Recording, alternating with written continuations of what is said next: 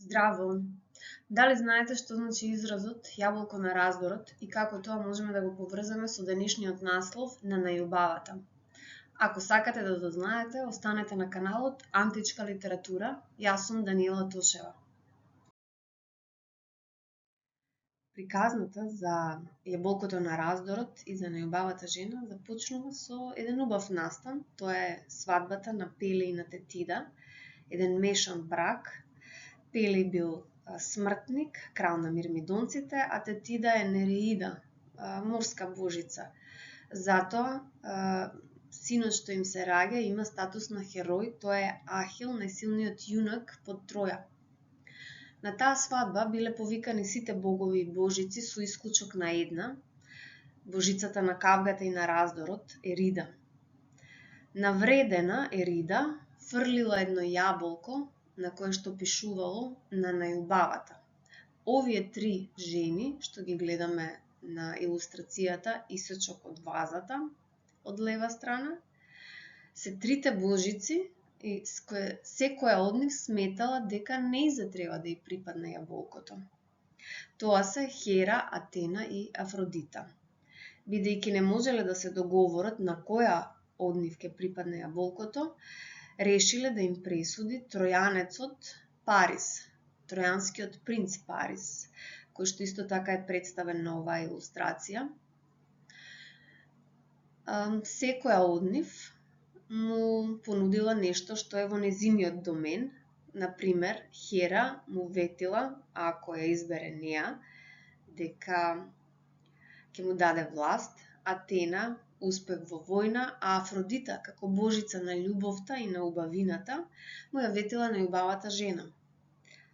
Парис пресудил во корист на Афродита, така што таа била обврзана да му ја даде најубавата жена, која во тоа време била Хелена од Спарта, сопругата на Менелај.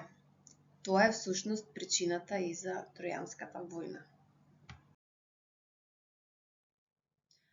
Ајде да се запознаеме со најубавата жена, со Хелена, како што реков, која што припаѓа во онаа категорија жени наречени заштитени жени. Во комерското општество, па и подоцна во антиката, жените можат да бидат заштитени и незаштитени, односно заштитени што се дел од еден ојкос, од едно домаќинство, како што, например, била Хелена дел од ојкосот на Менелај пред да започне Тројанската војна, значи пред Хомеровите епови, иако Менелај е домазет кај Хелена. Тој потекнува од Микена, каде што владее неговиот брат Агамемнон, вождот на ахајците против Троја. Доаѓа во Спарта, иако е домазет, иако овој брак не е вирилокален, туку уксорилокален, сепак тој е домаќинот, тој е Кириос во тоа домаќинство и таа е дел од тоа домаќинство. Заштитените жени се под заштита на овој маж и може да бидат во улога на сопруга, мајка или ќерка. Актуелно сега во еповите Хелена е дел од ојкосот на Парис, поточно на нејзиниот свекор Приам, затоа што сите деца на Приам живеат во неговата палата која е многу голема. Жените во вакво домаќинство се идентификуваат најчесто со својот маж и во релација со својот маж и добиваме представа дека се некаков предмет во тоа домаќинство, затоа што нивните чувства, нивните желби не се земаат предвид и тоа ќе го посведочите ако ја прочитате Илијада на повеќе места што се однесува до Хелена. Се разбира и за останатите жени кои што се наведуваат кај Хомер. Значи, овдека што го гледаме извадокот од Илијада, од третото пеење, каде што Хелена има многу голем удел, бидејќи се работи за двобојот меѓу Менелај и Парис.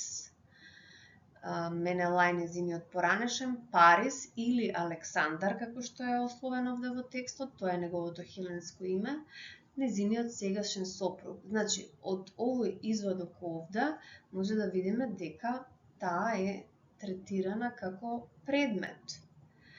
Незе и сообраќа божицата Ирида, тоа е различно со божицата Ерида што ја спомнав претходно, божицата на кавгата и раздорот. Ирида кај Хомер во Илијада е гласничката на боговите. Во Одисеја тоа е Хермес. Ирида и доаѓа на Хелена која за време на трајање на двобојот ткае во своите одеи, што е една одлика за аристократските жени. Таа се обраќа и вели вака: елале невесто мила да погледаш божески дела од коњокротците тројци и ахајци објелоносци, тие што порано в поле го терале тешкиот Арес, едни на други сакајки, а премногу врлата војна, смирени сега си седат, а војната папсала веќе, подпрени в штит, а покрај нив закачени копјата долги. Сега Александар сам и миленикот на Арес Менелај, двата со долгите копја, ќе поделат за тебе Мегдан. Кој што ќе победи в бој, ќе те нарече сопруга своја. Значи, тој што ќе победи, ја носи не само неа, туку и сите дарови што доаѓаат со неа.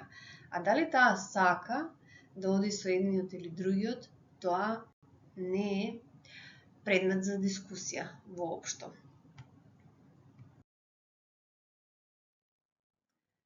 И покрај тоа што Хелена е причина за Тројанската војна, и тоа го читаме на неколку пати во Илијада, тројанците не ја презираат.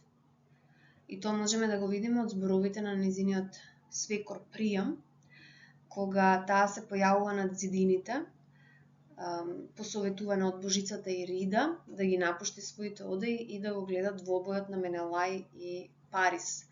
Пријам вака и вели: ела ми мило лечедо и седни си крај мене овде, првиот маж да го видиш и своите роднини мили. Зарети не си ми крива, но виновни ми се богојне, што ми ја пуштиле мене ахајската претажна војна. Но Хелена сепак чувствува вина на совеста, затоа што го изневерила својот маж, па се нарекува повеќе пати кучка, што алудира токму на неверноста, и се кае затоа што ја оставила својата единствена ќерка Хермиона. Тоа го гледаме и овде, кога му се обраќа на Пријам. Пред тебе, мили мој свекре, јас се срамам и плашам, камо да црната смрт ме собереше кога јас вамо следев по синати твој и си оставив куќа и рода, мојата ќерчица мила и врснички љубени своји. Туку не се случи тоа, та затоа пукнав плачејки. Има повеќе толкувања за тоа зошто ликовите кај Хомер не се товарат со вина за своите постапки, туку едноставно се префрла на боговите.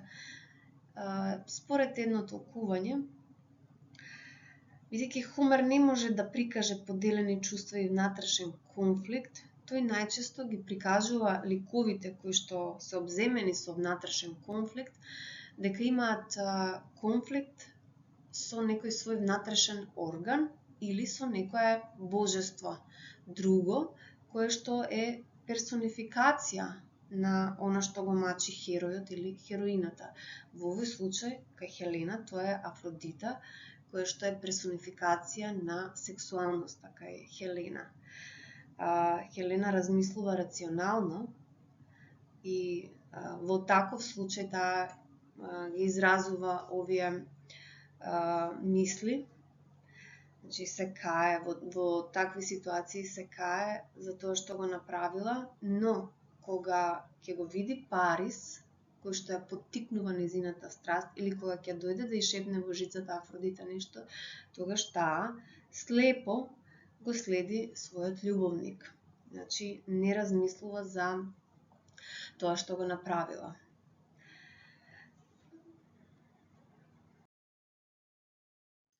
Ви благодарам на вниманието. Се надевам дека расчистивме што значи тоа јаболко на раздорот и како се поврзува со приказната за најубавата и како се поврзува сето тоа со Тројанската војна и со Хомеровите епови. Во некој од следните видеа ќе ги разгледаме и останатите жени во Хомеровите епови. До тогаш, се најдобро!